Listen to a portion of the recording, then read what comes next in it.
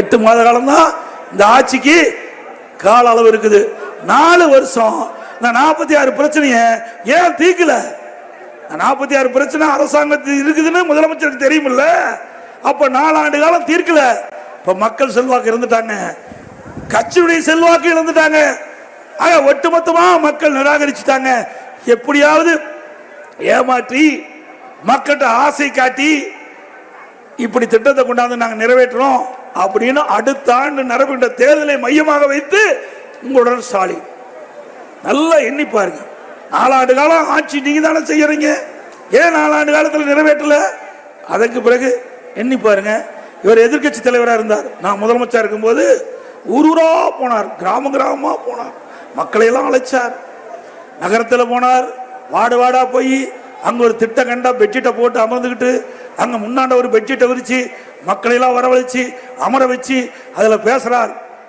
நான் ஸ்டாலின் வந்திருக்கிறேன், திரு கருணாநிதியுடைய பையன், உங்களுக்கு என்ன பிரச்சனை அதையெல்லாம் ஒரு மனுவாக எழுதி நான் கொண்டு வந்திருக்கிற பெட்டியில போடுங்க. அந்த பெட்டியை பூட்டி சீல் வச்சு பத்திரமா என் வீட்டில் கொண்டு வச்சுக்கிறேன். ஆட்சிக்கு உடனே அந்த சீலை உடைச்சு பெட்டி திறந்து மனுவை எடுத்து படிச்சு பார்த்து உங்களுக்கு அந்த தீர்வு காண்றார். அப்புறம் எதுக்கு இது? ஏற்கனவே மனு கொடுத்துட்டாங்களா மக்கள்? அப்புறம் எதுக்கு அவ்வளவு பிரச்சனை இருக்குன்னு தெரியுதுல்ல. அந்த பிரச்சனைக்கு தானே மனு வாங்கின. எப்படி மக்களை ஏமாற்றுறாங்க என்பதை என்ன பாருங்க. திமுக காரரை பொறுத்த வரைக்கும் ஏமாத்தி ஏமாத்தி தான் ஆட்சிக்கு வந்திருக்கிறாங்க. ஒவ்வொரு முறையும் மக்கள்கிட்ட நேர்மையா நடந்து ஆட்சிக்கு வந்த சரித்திரமே கிடையாது. ஆனா அண்ணா திமுக அப்படி இல்லை, சொல்வதை செய்வோம், சொல்லாததையும் செய்வோம். அதுதான் அண்ணா திமுக. திரு ஸ்டாலின் அவர்களே, எங்களை வீழ்த்துவதற்கு எவ்வளவோ முயற்சி பண்ணீங்க, ஒன்னும் நடக்கல. எங்க கட்சியை உடைக்க பார்த்தீங்க, முடக்க பார்த்தீங்க, வழக்கு போட்டு பார்த்தீங்க. அத்தனையும் மக்கள் துணையோடு, கழக நிர்வாகிகள் துணையோடு தவிடுபடி ஆக்கியாட்டோம்.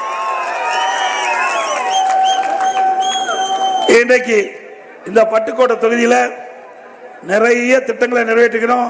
ராஜாமுடம் பகுதியில் 18 கோடியில தடுப்பணை கட்டிக்கிறோம். மதுக்கூர் சொக்கனாவூர்ல 3 கோடியில தடுப்பணை. பட்டுக்கோட்டை புறநகர் அறவட்ட சுற்றுச்சாலை 27 கோடியில் நிறைவேற்றி கொடுத்துருக்கிறோம். அதே மாதிரி ராஜாமுடம் கிழக்கு தோட்ட மீன்பிடி இறகுதெல்லாம் 8 கோடியில் கட்டி கொடுத்துருக்கிறோம். நம்பிவயல் மகாராஜ சமுத்திரம் ஆற்றில் பாலம் 7 கோடியில் கட்டி கொடுத்துருக்கிறோம். இதே மாதிரி நிறைய திட்டங்களை கொண்டாந்து நிறைவேற்றிய அரசு அண்ணா திமுக அரசு என்பதை நேரத்தில் தெரிவித்து,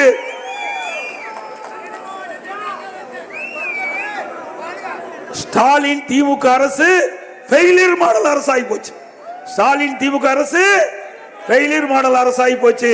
மக்களை காப்போம், தமிழகத்தை மீட்போம், மக்களை தமிழகத்தை மக்களை தமிழகத்தை மக்களை தமிழகத்தை. நன்றி, வணக்கம்.